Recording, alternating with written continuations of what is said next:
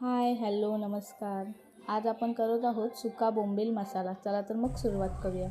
मी इथे आलं लसूणची फोडणी घातली आहे. आलं लसूण ठेचून घेतलेलं आहे मी आणि एक मिरची टाकलेली आहे हिरवी.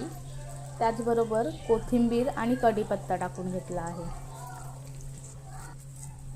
आपण परतवून आत्ताच नाही घ्यायचं आहे. आता मी कांदा आणि टॅमॅटो एकदम बारीक चिरून घेतलेला आहे, तो टाकला आहे आणि त्यावर आता मीठ टाकून मग आपण परतवून घ्यायचं आहे. छान असं मऊसूत होईपर्यंत आपण परतवून घ्यायचं आहे. अगदी तेल वरती साईडला झालेलं पाहिजे एवढं आपण परतवून घेतलेलं आहे. चांगलं परतवलं, चांगलं मऊसूत झालं की टेस्टही चांगली लागते. इथे तुम्ही बघतच असाल आपला कांदा टॅमॅटो कसा मस्तपैकी परतला जातो आहे. असाच मऊसूत आपण कांदा टॅमॅटो करून घ्यायचा आहे. मग आपण आपले मसाले टाकून घ्यायचे आहेत. बरं, मसाल्यांमध्ये मी घरचेच मसाले टाकले आहेत. जसे की लाल तिखट मसाला, गरम मसाला, कांदा लसूण मसाला, हळद, धनिया जिरा पावडर, हे सर्व मसाले मी टाकून घेतलेले आहेत.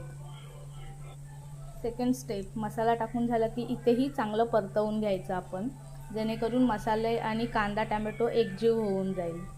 चांगलं परतवलं की टेस्टही चांगलीच लागते ना. चांगलं तेल सुटेस्तोवर चांगलं परतवून घ्यायचं. आता इथे आपण घरी केलेला गोडा मसाला टाकतो आहे. गोडा मसाला खूप चांगला मस्तपैकी टाकून घ्यायचा. आपल्याला जेवढा लागतो तेवढा, जास्तही टाकू नये कारण का मग ते गोडच लागतं. इथे आली थर्ड स्टेप. इथेही चांगलं परतवून घ्यायचं, म्हणजे ते सर्व एकजीव होऊन जाईल. आता परतवून झालं की त्यावर थोडं पाणी टाकून घ्यायचं. इथे आली फोर्थ स्टेप. आताही चांगलं परतवून घ्यायचं. असे 4 वेळा आपण चांगलं परतवून घ्यायचं आहे, जेणेकरून मसाले मिक्स होऊन ते टेस्टला चांगले लागतील. आता आपण आपले सुका बोंबील टाकून घेऊया, जे मी आधीच थोडे रोस्ट करून मग त्यांना गरम पाण्यात साफ करून त्यांना थोडे फ्राय करून घेतले होते. ते आता आपण टाकून घेऊयात. छान असे चांगले मिक्स करून घेऊयात आणि आपण त्यावर थोडंसं पाणी टाकून घेऊयात. इथे पाणी तुम्हाला पाहिजे तेवढंच तुम्ही टाका. जसं की तुम्हाला भाकरीबरोबरच खायचं असेल तर पाणी थोडंसंच टाका. जर भाताबरोबर खायचं असेल तर पाणी थोडं जास्त टाका. इथे आपण 4-5 कोकम टाकून घेतलेले आहेत. आता मिक्स करून त्यावर झाकण ठेवूया 5 मिनटं. चांगलं कड आल्यानंतर कोथिंबीर टाकून घेऊया आपण.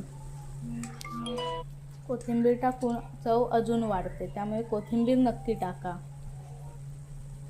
चला तर मग आपला आता इथे सुका बोंबील मसाला तयार झालेला आहे. तुम्ही सबस्क्राईब केलं नसेल तर प्लीज चॅनलला सबस्क्राईब करा, शेअर करा, लाईक करा, कमेंट करा. Thank you so much. धन्यवाद. Please support to my channel.